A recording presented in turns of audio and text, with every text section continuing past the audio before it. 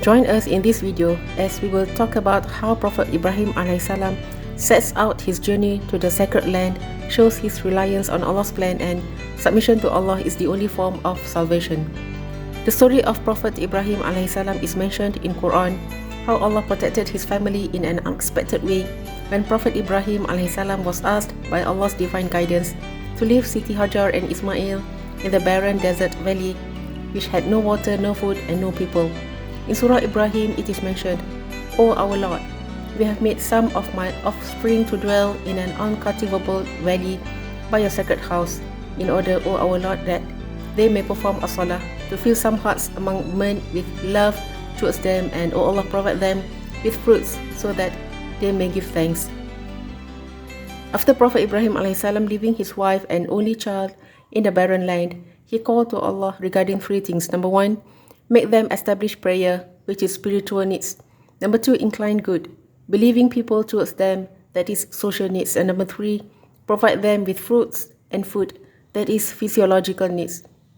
It is amazing to just think that what we are taught today is the complete opposite of what Prophet Ibrahim AS asked from Allah.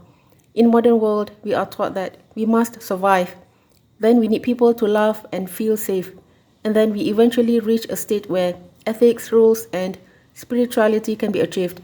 This contemporary teaching is not aligned to what Islam has taught us. The heart, mind, and body are nothing if it doesn't have belief and faith in Allah. Allah demands that we submit to Him and He alone, and He will look after everything else.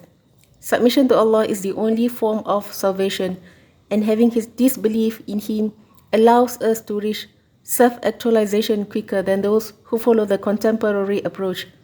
Always place your hopes in Allah. Allah is the most faithful to His promises. When you believe in miracles, believe in the power of prayer. When your thoughts are positive, your intentions are pure, your patience is beautiful, and when you think good of Allah, anything can happen for you. Allah can change it all in a second, and Allah is able to do all things. Refer to Quran Surah At-Talaq. And whosoever fears Allah and keeps his duty to Him, He will make a way for him to get out from every difficulty. So brothers and sisters, do not blame the fate of life that comes in various forms of trials until the soul drifts far away and lost, but blame oneself for not placing hope in Allah subhanahu wa ta'ala to strengthen the soul. Today, if we feel our souls are drifting, why do we still not place our hopes in the ocean of Allah's power? Even if we feel that our prayers have not yet been answered, is that a sign that they will not be granted? Have faith with genuine hope in all of Allah's promises. If it is not today, perhaps tomorrow our prayers will be answered. The story of Prophet Ibrahim AS demonstrated complete trust in Allah's command, even when it required great sacrifice, be an example of selflessness and devotion. Allah does not allow everything to happen in our lives if it is of no use at all. Believe that everything that befalls has wisdom in it to make His servant better. The bad things today might be very useful in the future. Allah knows and we do not know.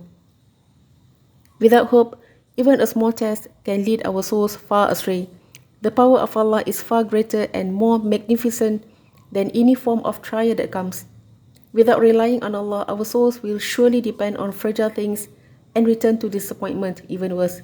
Don't focus on what and who hurts you, but focus on the great power that holds our hopes, which is the power of Allah.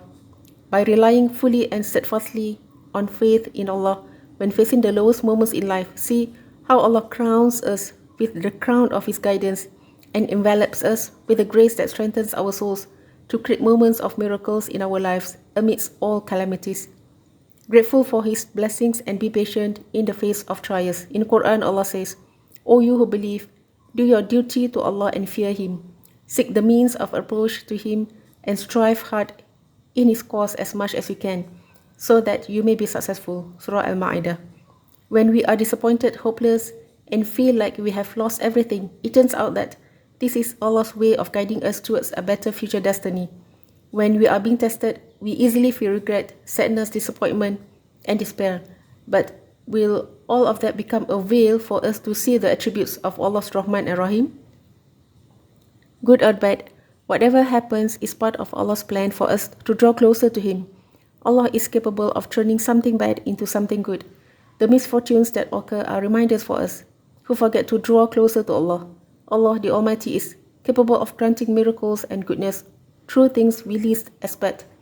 Allah never turns away from His servants, whether we are in ease or hardship, but we are the ones who often forget Allah. At the moment we forget Allah, Allah does not forget.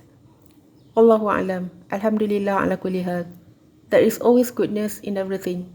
May Allah protect us from the torment of fire in the hereafter and put us all in Jannatul Firdaus. Ameen.